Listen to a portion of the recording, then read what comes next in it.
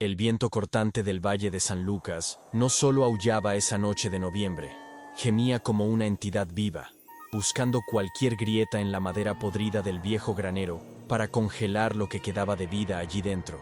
Clara Miller, encogida en un rincón oscuro donde la luz de la luna apenas llegaba, intentaba desesperadamente conservar el calor de su propio cuerpo, abrazada al cuello de un caballo anciano que temblaba tanto como ella. El olor a heno mohoso y estiércol antiguo impregnaba sus fosas nasales, un aroma que antes significaba trabajo y prosperidad, pero que ahora era el perfume de su humillación absoluta. Sus dedos, envueltos en trapos inmundos que un día fueron guantes de encaje fino, estaban entumecidos y rígidos, perdiendo la sensibilidad a cada minuto que pasaba bajo aquel frío implacable y cruel. La temperatura caía vertiginosamente, transformando la respiración de la joven y del animal en nubes densas de vapor blanco que desaparecían rápidamente en la oscuridad, recordándoles su propia invisibilidad ante el mundo que la había rechazado.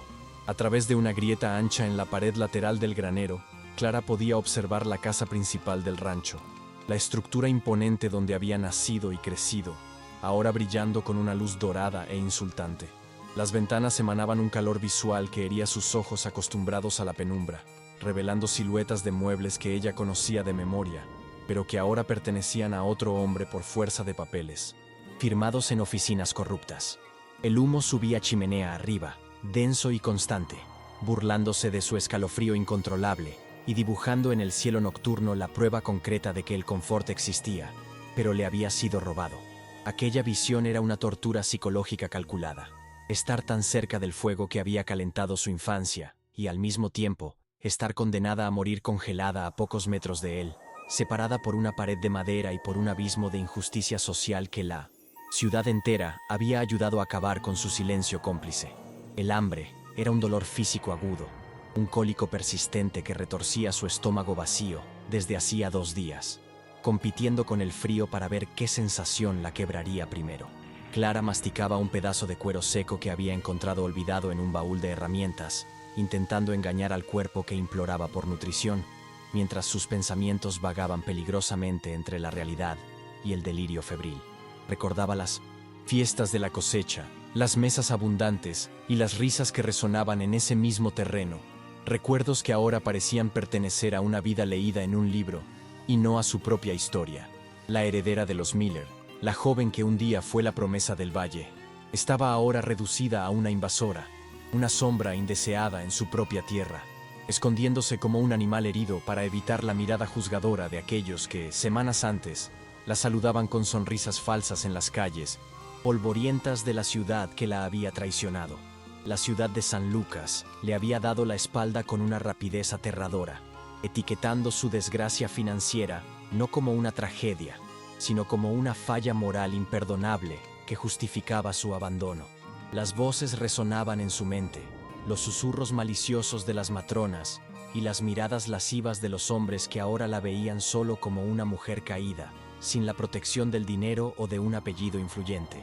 El banquero Silas Bain lo había orquestado todo con la precisión de un cirujano sádico, manipulando deudas antiguas y falsificando plazos para garantizar que ella perdiera el techo exactamente antes de que llegara el invierno. La crueldad no había sido accidental, había sido un plan diseñado para quebrarla, para forzarla a irse o a someterse a destinos peores que la muerte. Pero la terquedad de Clara la había mantenido allí, aferrada a la tierra como una raíz profunda y retorcida que se niega a ser arrancada, incluso cuando el suelo alrededor ya se ha secado. De repente, la puerta principal del granero chirrió con un sonido metálico y agudo, rompiendo el silencio sepulcral de la noche y haciendo que el corazón de Clara se disparara contra sus costillas. Una ráfaga de viento helado y nieve entró violentamente, acompañada por el sonido pesado de botas aplastando la paja seca con autoridad y peso. Una lámpara de aceite fue levantada, cortando la oscuridad con un haz de luz amarilla y fuerte que barrió el interior del galpón, exponiendo el polvo flotante y las herramientas abandonadas. Clara contuvo la respiración, encogiéndose aún más detrás del fardo de heno, rezando para que el caballo permaneciera en silencio, pero el animal, sintiendo la presencia humana, soltó un bufido ruidoso que resonó como un trueno en aquel espacio confinado. El intruso se detuvo inmediatamente, la luz de la lámpara estabilizándose en la dirección del sonido, creando sombras largas y amenazadoras que se estiraban por las paredes, como dedos acusadores apuntando directamente a su frágil escondite. El hombre que sostenía la lámpara era Elias Thorne, el nuevo propietario, un forastero cuya reputación de pocas palabras y mirada severa ya había recorrido toda la región en pocos días. Clara solo podía ver el contorno de su figura ancha y el borde de su sombrero, pero sentía la tensión que emanaba de él, la postura de alguien entrenado para lidiar con amenazas de forma rápida y definitiva. No gritó ni preguntó quién estaba allí. Solo avanzó con pasos lentos y deliberados, la mano libre flotando peligrosamente cerca de la funda en su cintura, preparado para encontrar a un ladrón de ganado o a un coyote. El miedo paralizó a Clara, no el miedo a la muerte, sino el miedo a la vergüenza final de ser encontrada en ese estado deplorable, sucia y hambrienta, por el hombre que ahora dormía en su habitación y comía en su mesa. Cerró los ojos, esperando el grito de expulsión o el sonido del gatillo siendo armado. La luz de la lámpara finalmente la encontró, cegándola momentáneamente y revelando su miseria sin ningún filtro o piedad para el hombre parado frente a ella.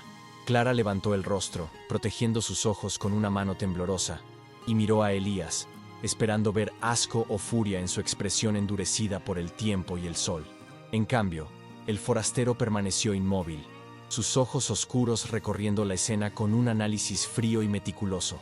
Los trapos, la delgadez, la palidez mortal de su piel y el modo en que ella temblaba incontrolablemente. Él no vio a una criminal o a una invasora peligrosa.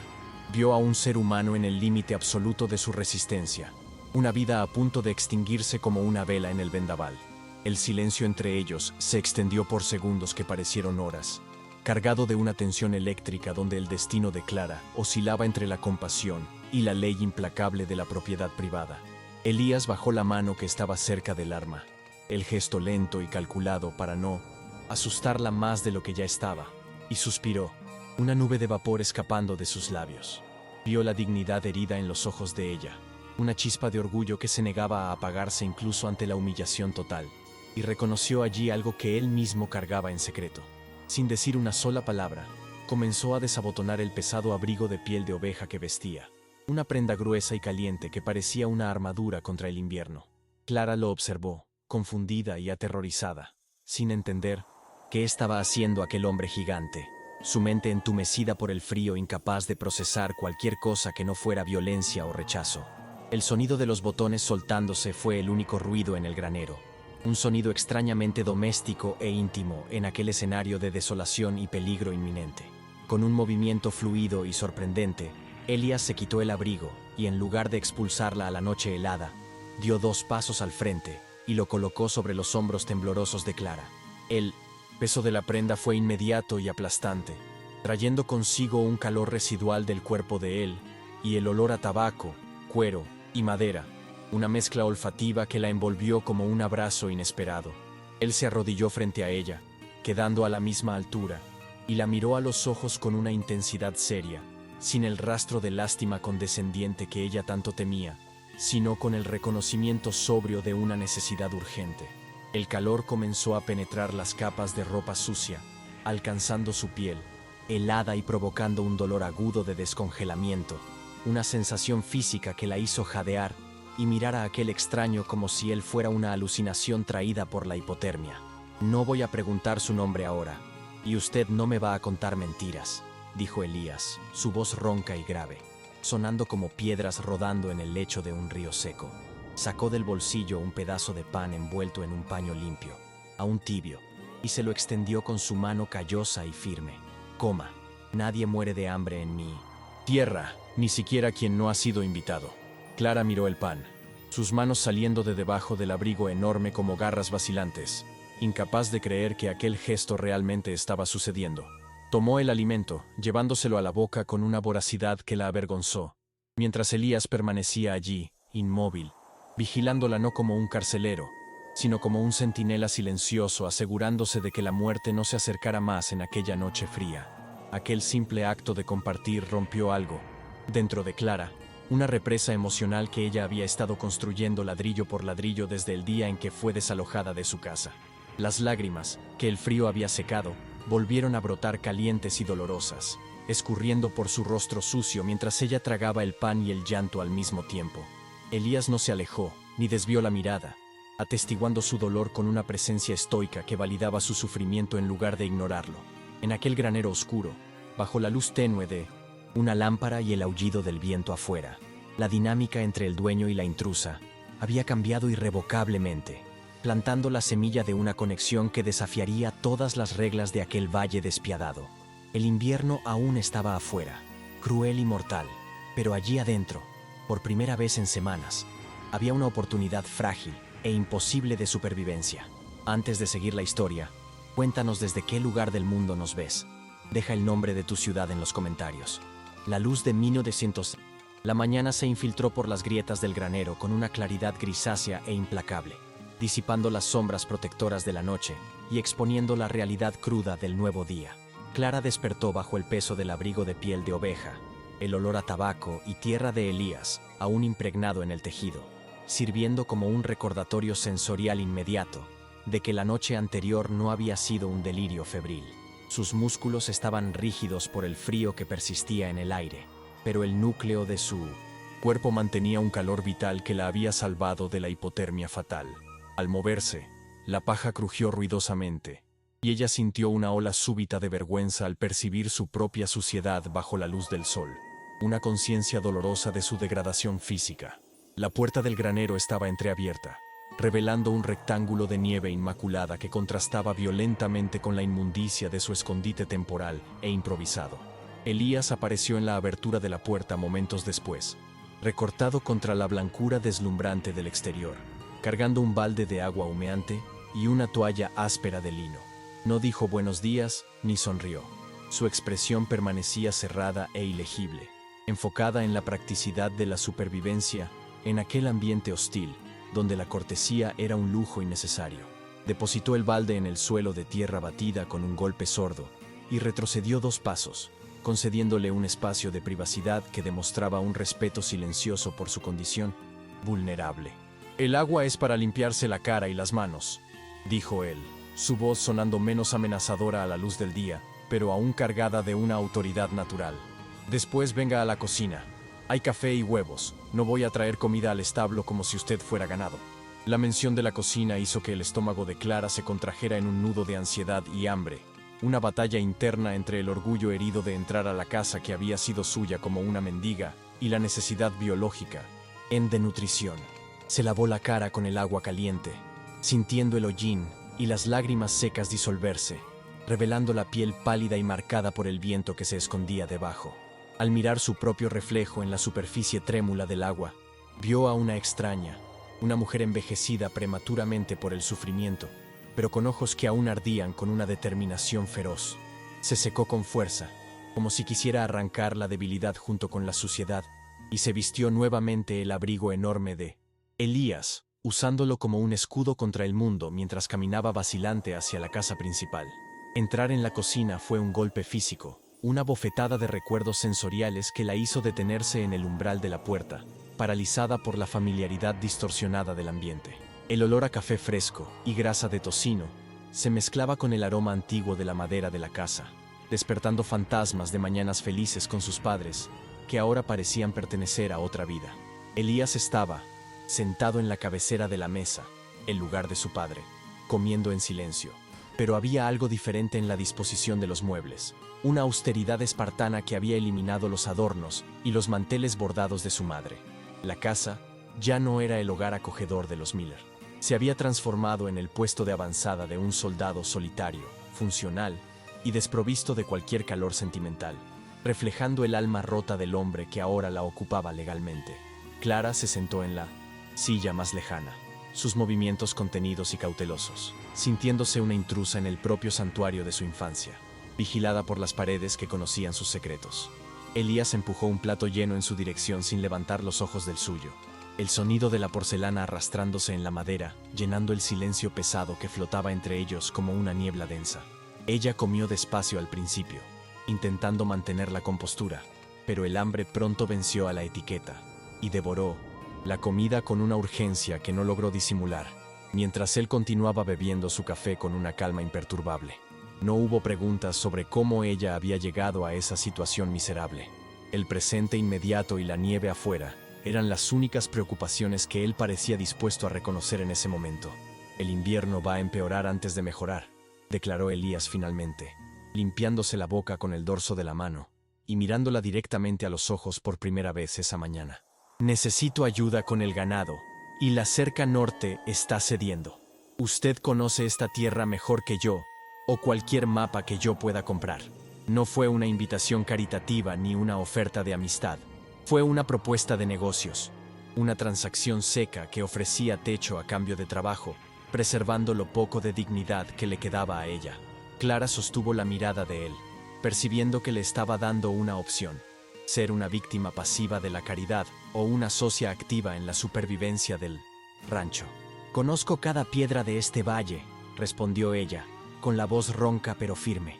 Y la cerca norte cae porque el suelo es arenoso, necesita estacas más profundas. Aquel primer día de trabajo conjunto estableció un ritmo brutal y necesario, donde el agotamiento físico servía como un anestésico bienvenido para el dolor emocional que ambos cargaban. Clara, vistiendo ropa vieja de trabajo que Elías había encontrado en un baúl olvidado, demostró que sus manos finas, aunque heridas, poseían la memoria muscular de años observando la faena del rancho. Trabajaron lado a lado reparando el techo del granero, martillando clavos bajo el viento cortante, comunicándose solo a través de gestos cortos y comandos monosilábicos. Elías la observaba por el rabillo del ojo, sorprendido por la ausencia de quejas y por la eficiencia estoica con la que ella manejaba las herramientas pesadas, desmantelando la imagen de la doncella mimada que la ciudad le había pintado.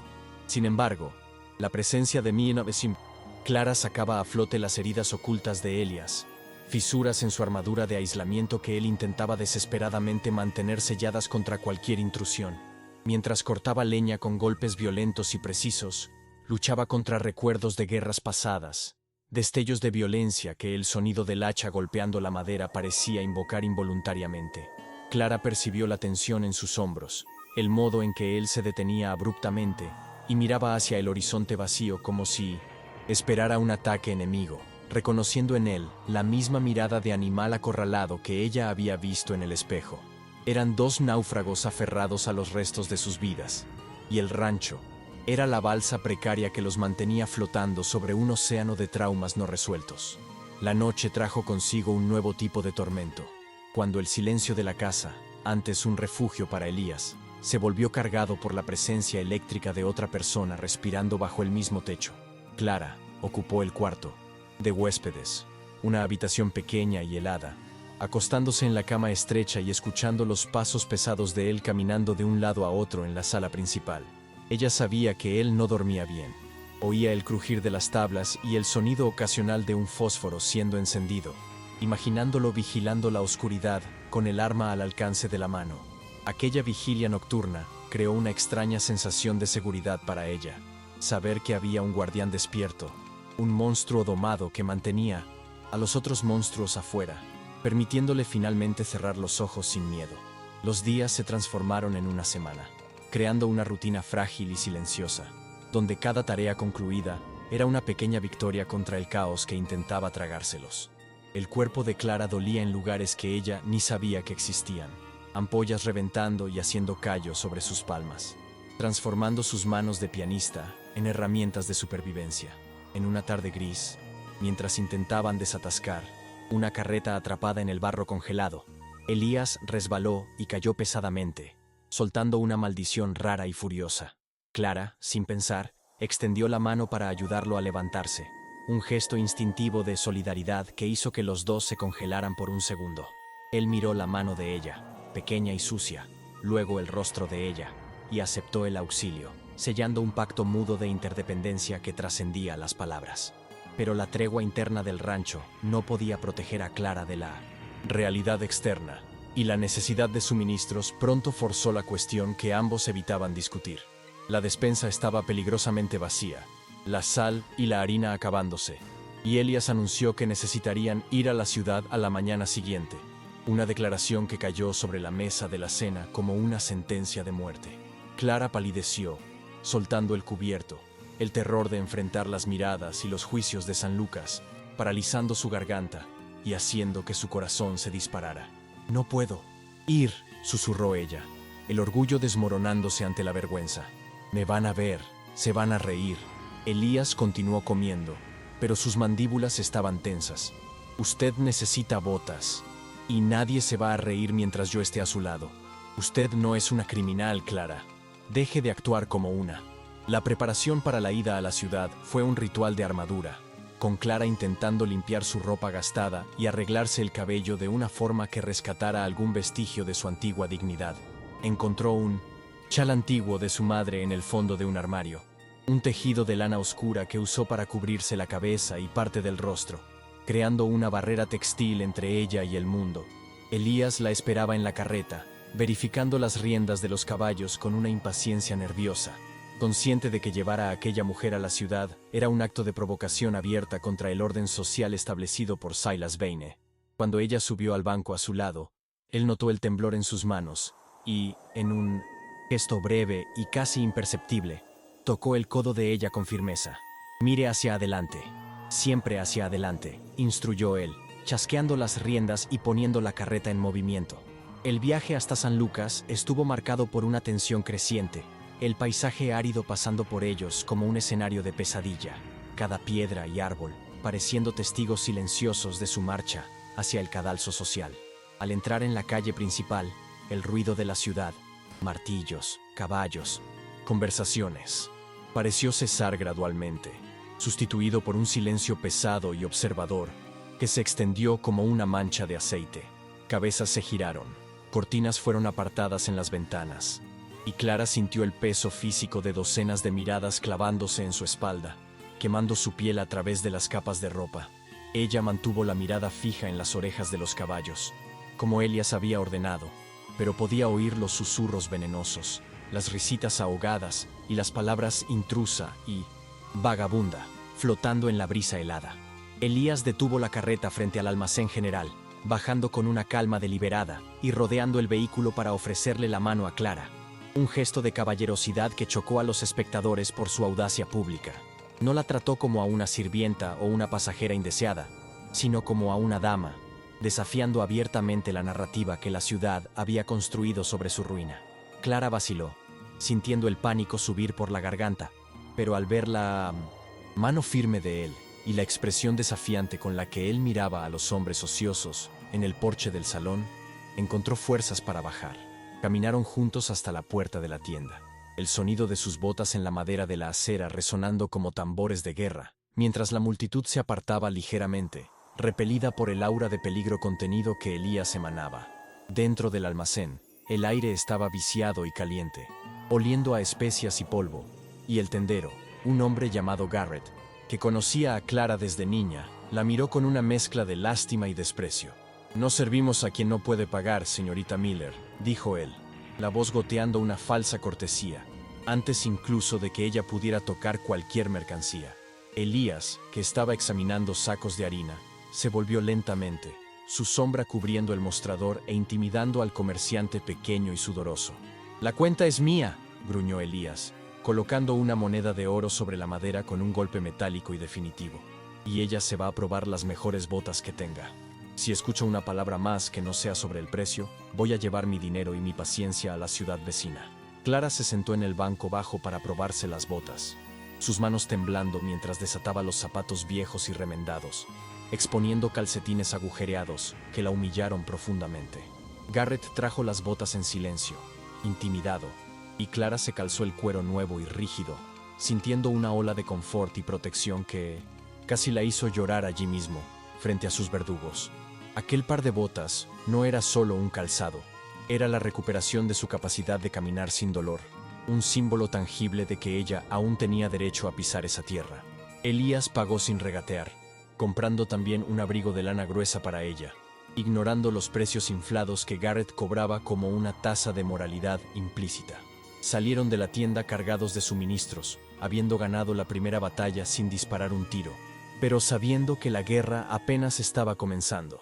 A la salida, la figura de Silas Vane bloqueó el camino, impecable en su traje a medida, flanqueado por 2 secuaces con sonrisas crueles y dientes de oro.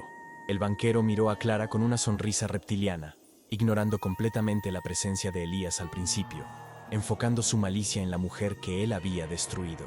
«Veo que has encontrado un nuevo protector, Clara», dijo Silas, su voz suntuosa resonando en la calle silenciosa.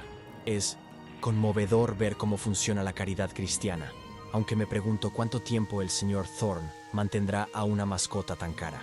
La insinuación era clara y sucia, diseñada para manchar el honor de Clara y probar la paciencia de Elías ante toda la ciudad.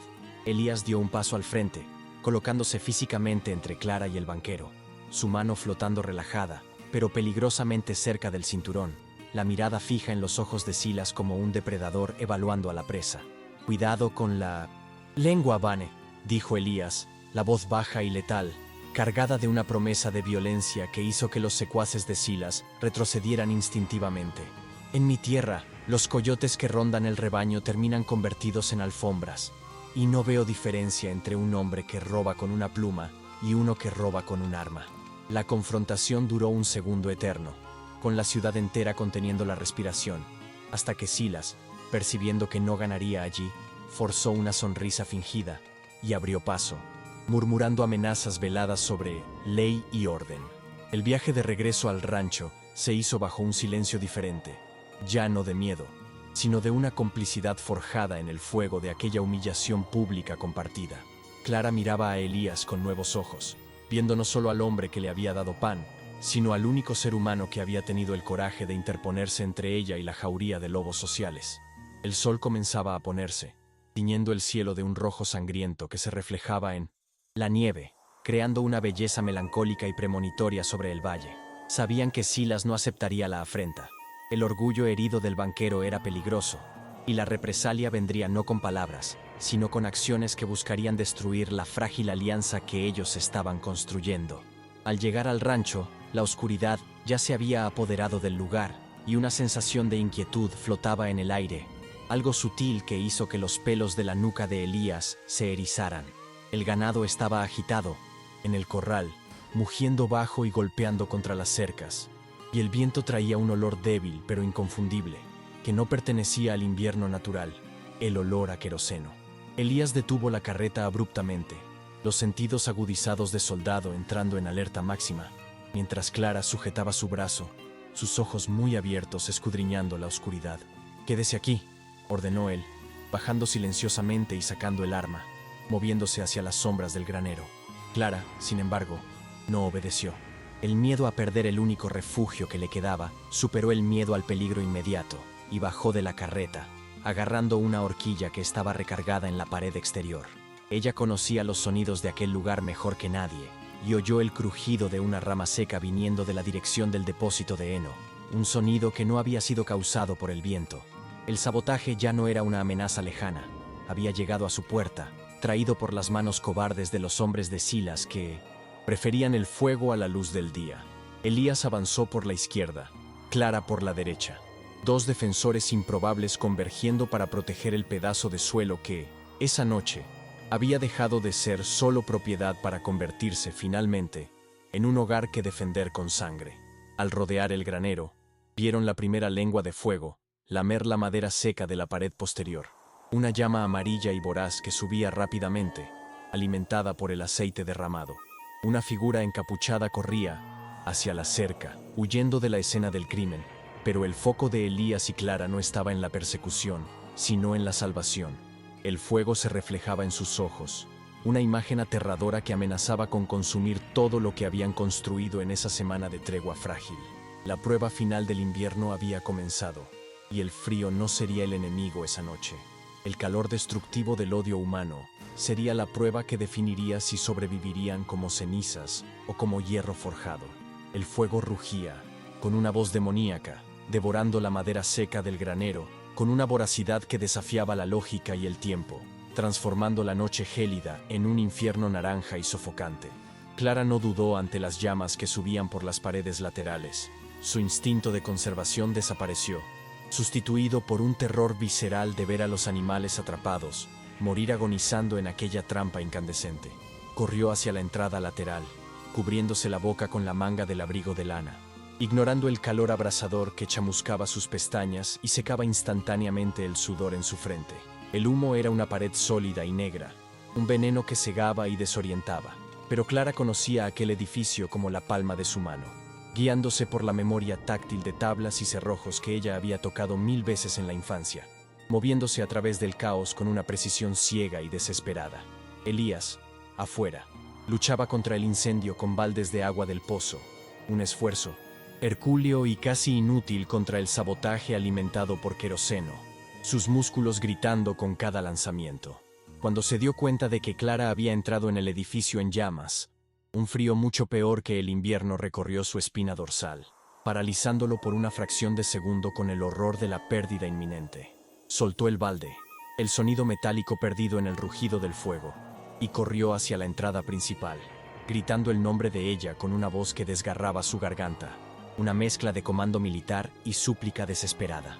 El humo se lo tragó tan pronto como cruzó el umbral, el calor golpeándolo como un mazo físico, pero avanzó, sus ojos ardiendo mientras buscaba cualquier señal de vida en aquel horno crepitante que amenazaba con derrumbarse sobre sus cabezas en cualquier momento. Allí dentro, Clara luchaba con el cerrojo atascado de la caballeriza del semental, sus dedos sangrando por el esfuerzo, mientras el caballo, loco de terror, coseaba la madera con una fuerza letal.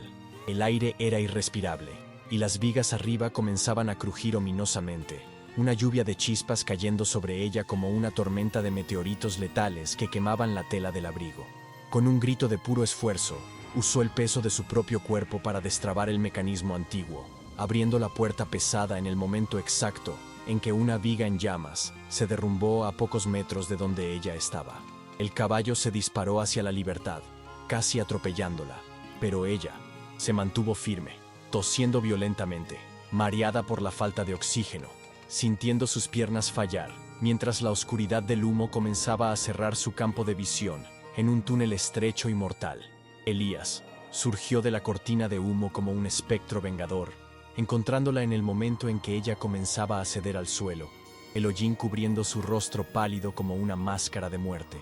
Él no dijo nada, solo la envolvió con un brazo fuerte, levantándola como si ella no pesara nada, y la arrastró hacia la salida, protegiendo el cuerpo de ella con el suyo propio contra los escombros que caían.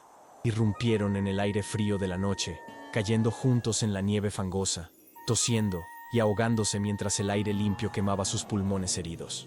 Elías la sujetó por los hombros, examinándola frenéticamente en busca de quemaduras graves, sus ojos encontrando los de ella con una intensidad feroz que trascendía la preocupación, revelando un miedo profundo que él jamás admitiría en voz alta, el miedo a quedarse solo de nuevo. El resto de la noche fue una batalla de contención, con los dos trabajando exhaustos para impedir que el fuego se propagara a la casa principal, usando palas y nieve para sofocar las llamas remanentes. Cuando el amanecer finalmente llegó, trajo consigo una luz lívida que iluminaba la destrucción parcial del granero, una cicatriz negra y humeante en el paisaje blanco e inmaculado del rancho. Clara estaba sentada en un tronco, el rostro manchado de negro, las manos temblorosas sosteniendo una taza de café, mirando los escombros con una tristeza silenciosa, pero sin lágrimas.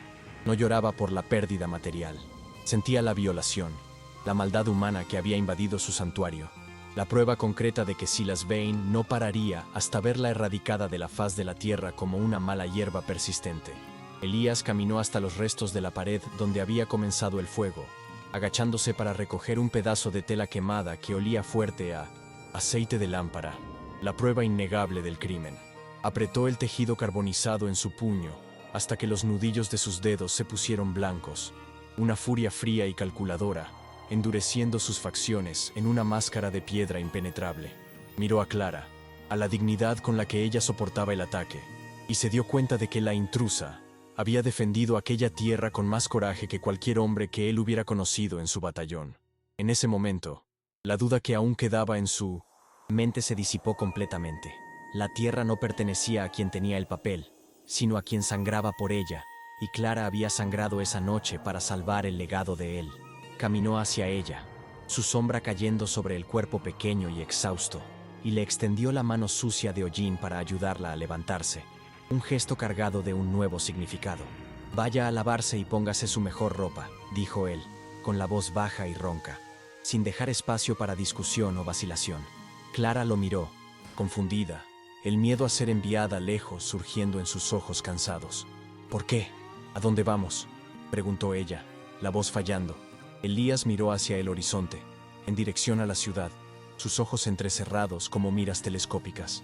Vamos a terminar lo que ellos empezaron, pero vamos a hacerlo a la luz del día, frente a todos. Nadie quema mi casa y espera que yo me quede en las sombras. Hoy, San Lucas va a aprender quién manda realmente en este valle.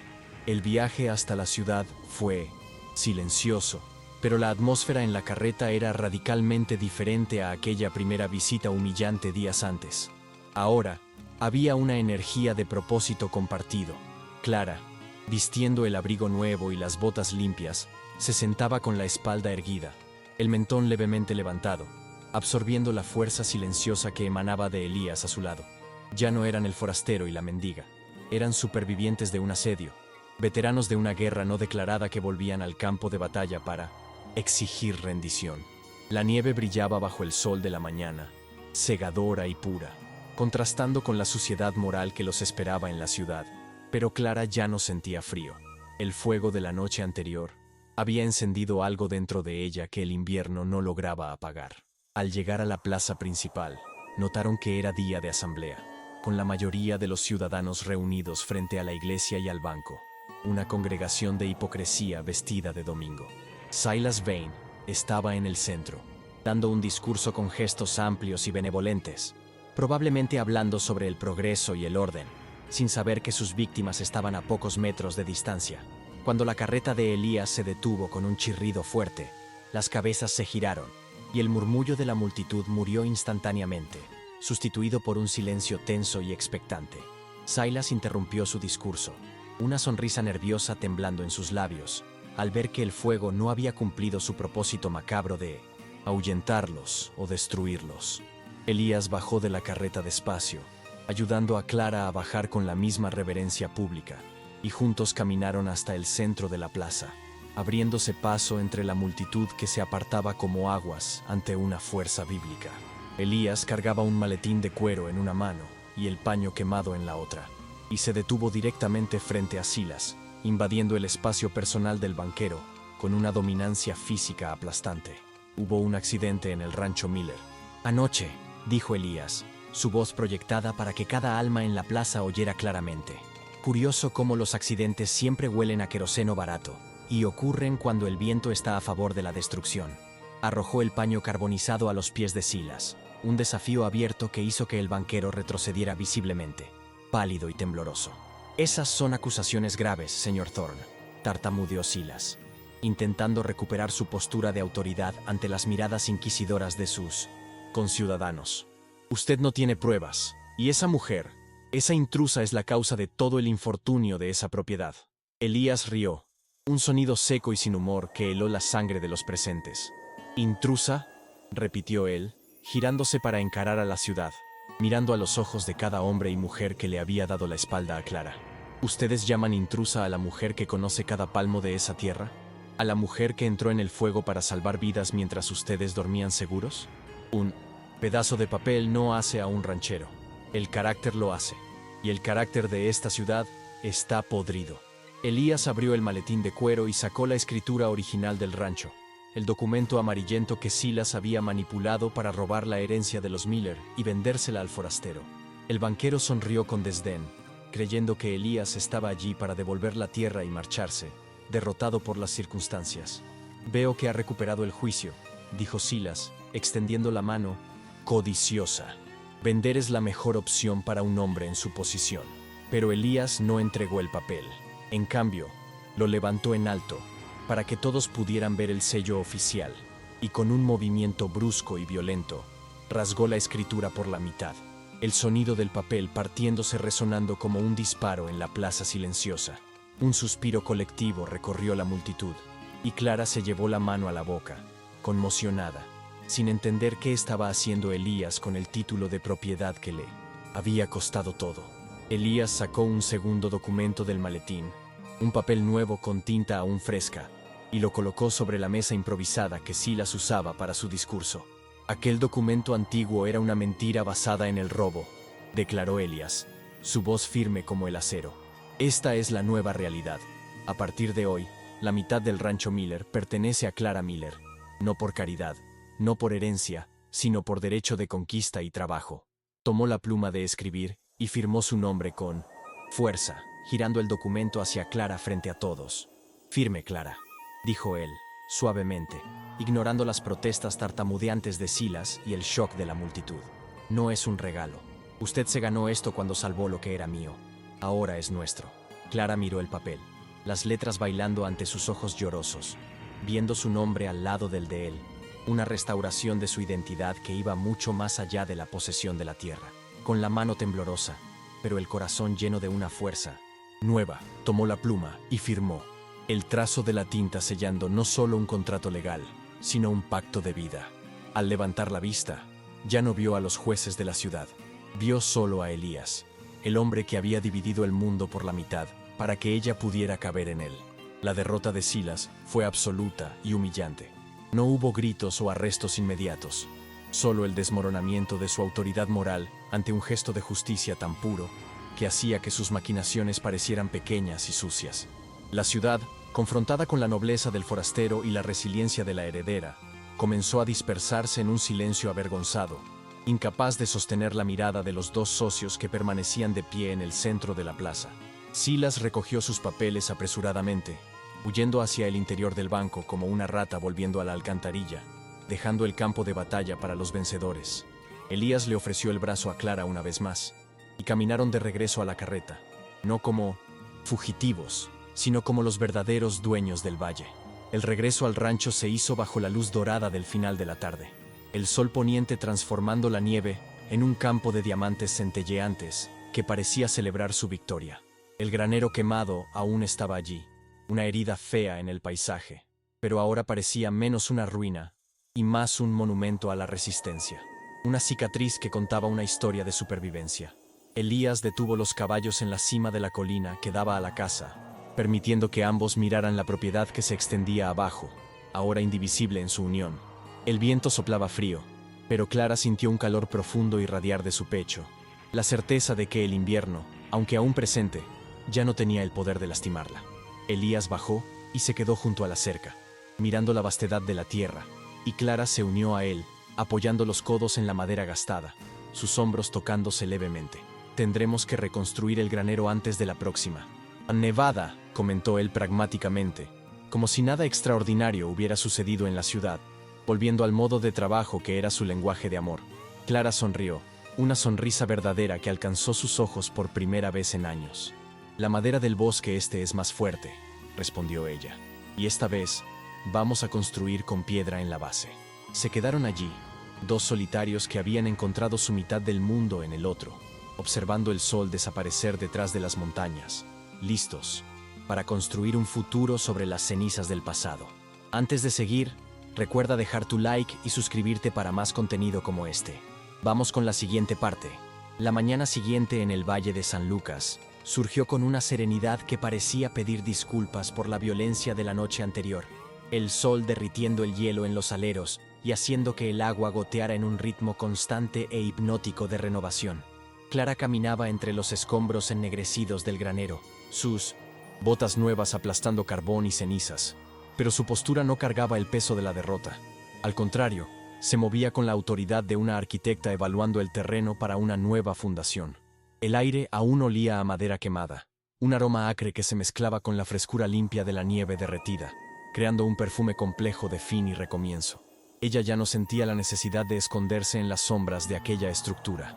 La luz del día ahora le pertenecía tanto como a Elías, y la tierra bajo sus pies parecía responder a su paso firme, reconociendo a la antigua dueña que había regresado para quedarse. Elías trabajaba a pocos metros de distancia, removiendo las vigas chamuscadas con una fuerza metódica e incansable, sus músculos tensos bajo la camisa de franela, mientras limpiaba la cicatriz dejada por el odio de Silas. Se detuvo un momento para limpiarse el sudor de la frente con el antebrazo, observando a Clara organizar las herramientas que habían sobrevivido al fuego, y sintió una extraña ligereza en el pecho que no experimentaba desde antes de la guerra. El silencio entre ellos ya no era el vacío tenso de dos extraños forzados a convivir, sino la quietud cómoda de socios que no necesitaban palabras para coordinar sus movimientos o sus intenciones. Se dio cuenta de que, por primera vez, no estaba construyendo una fortaleza para aislarse del mundo, sino limpiando el terreno para construir algo que pudiera, eventualmente, ser llamado hogar.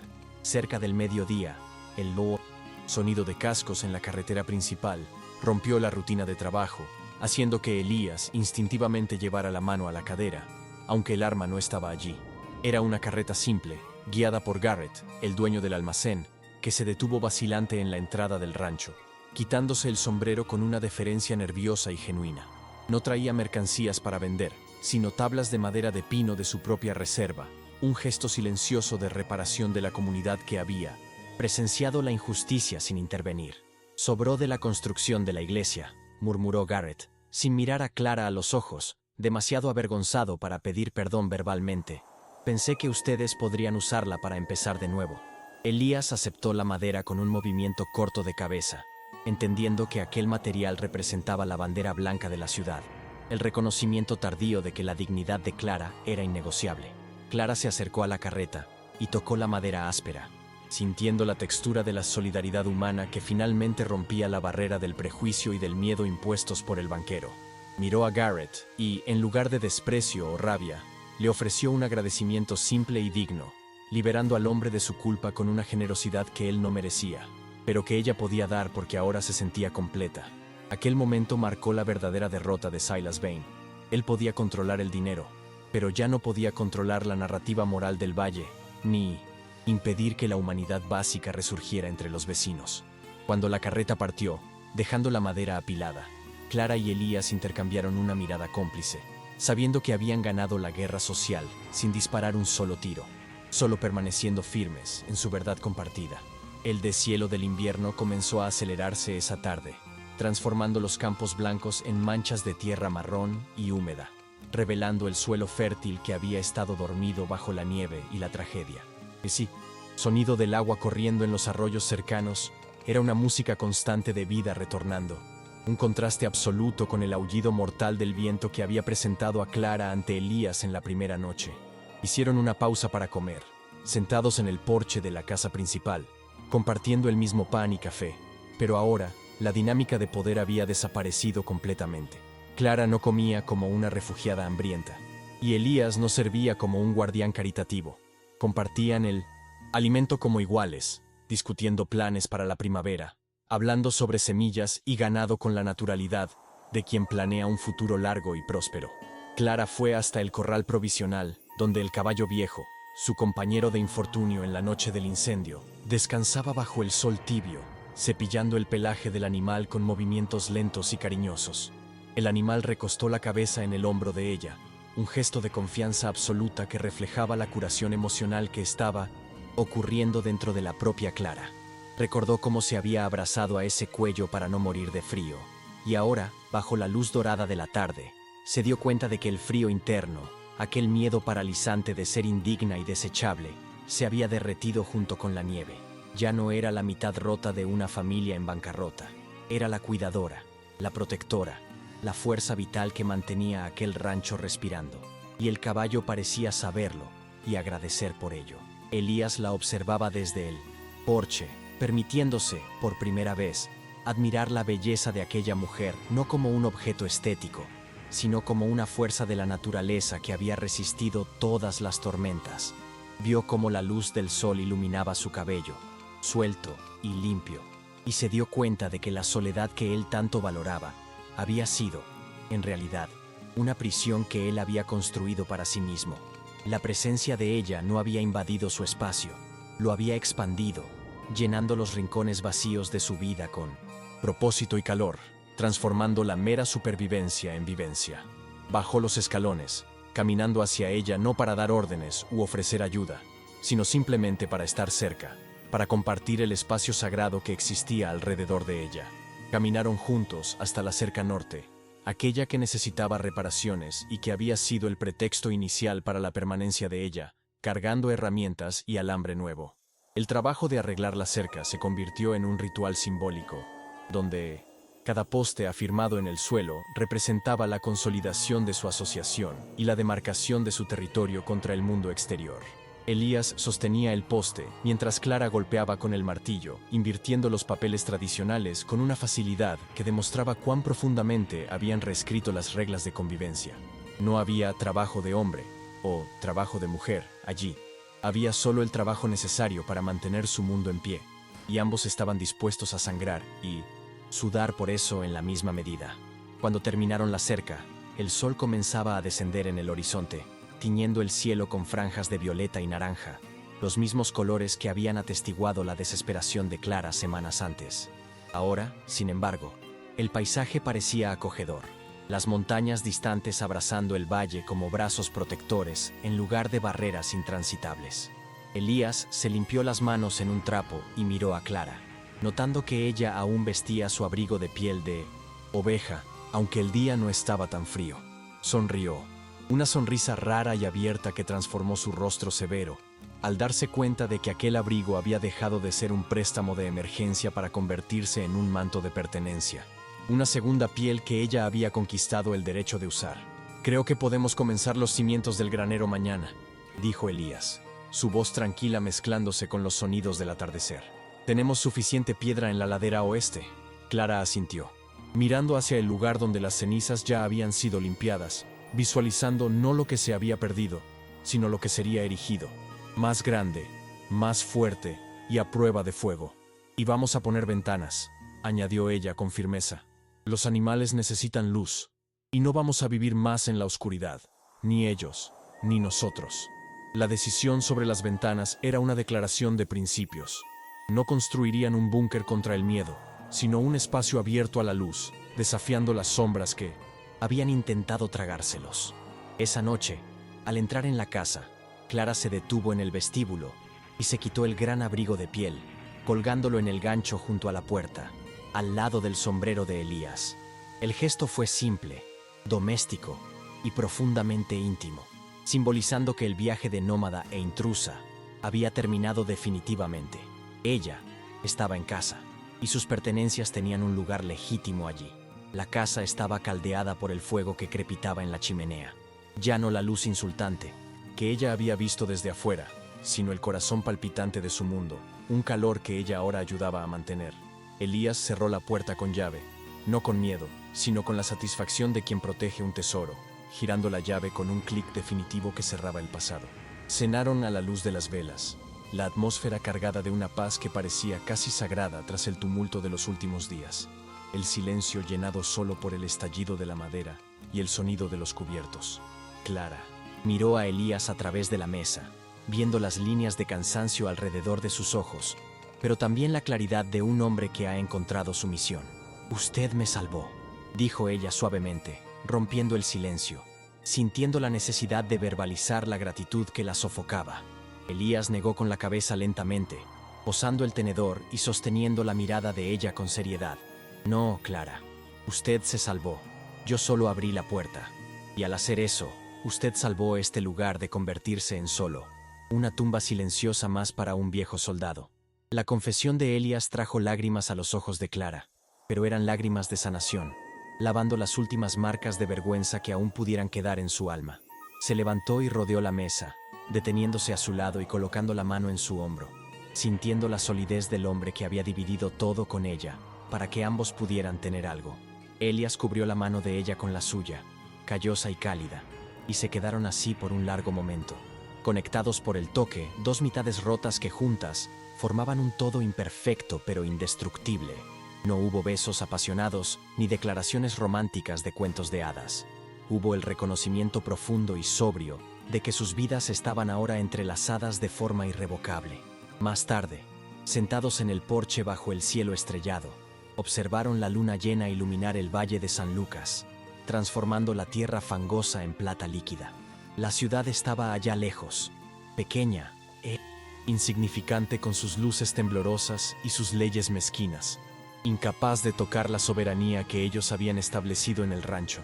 «La mitad del mundo», murmuró Clara, recordando la frase que había definido su reparto. Elías la miró y luego a la inmensidad del cielo nocturno. «No», corrigió él suavemente, el mundo entero. La mitad era poco para lo que hemos construido aquí. Y en esa corrección estaba la promesa final. Ya no eran supervivientes dividiendo migajas, sino reyes de su propio destino. El ciclo se había cerrado. El granero que había sido el escenario de la humillación y de la casi muerte sería ahora la cuna de la reconstrucción. El invierno que había amenazado con matar se había convertido en la estación del renacimiento. Clara Miller, la heredera caída, y Elias Thorne, el forastero solitario, habían desaparecido. En su lugar, quedaban solo el hombre y la mujer del rancho Miller, guardianes de una tierra que ahora florecería no a causa de la sangre derramada, sino a causa del amor tenaz que había echado raíces en el suelo más improbable. Permanecieron allí mientras las estrellas giraban lentamente sobre sus cabezas, testigos eternos de que la verdadera posesión no viene de escrituras, sino del coraje de pertenecer el uno al otro. La historia de Clara y Elías resonaría por el valle por generaciones, no como un cuento de escándalo, sino como una leyenda de resiliencia, recordando a todos que, a veces, es necesario perderlo todo y enfrentar el fuego para descubrir lo que realmente tiene valor. La última imagen no fue la de un beso, sino la de dos siluetas sentadas lado a lado contra la inmensidad de la noche, pequeñas ante el universo, pero gigantes en su humanidad compartida. Y mientras la última brasa de la chimenea brillaba allá adentro, la certeza de que el amanecer traería solo trabajo y paz era el final feliz más realista y poderoso que podrían desear. El amor, al final, no era solo un sentimiento, era la madera, la piedra y el pan diario de una vida construida a cuatro manos. Si te gustó esta historia, permite que nuestro canal siga impactando vidas. Apóyanos con un like y suscríbete a nuestro canal. Hasta la próxima.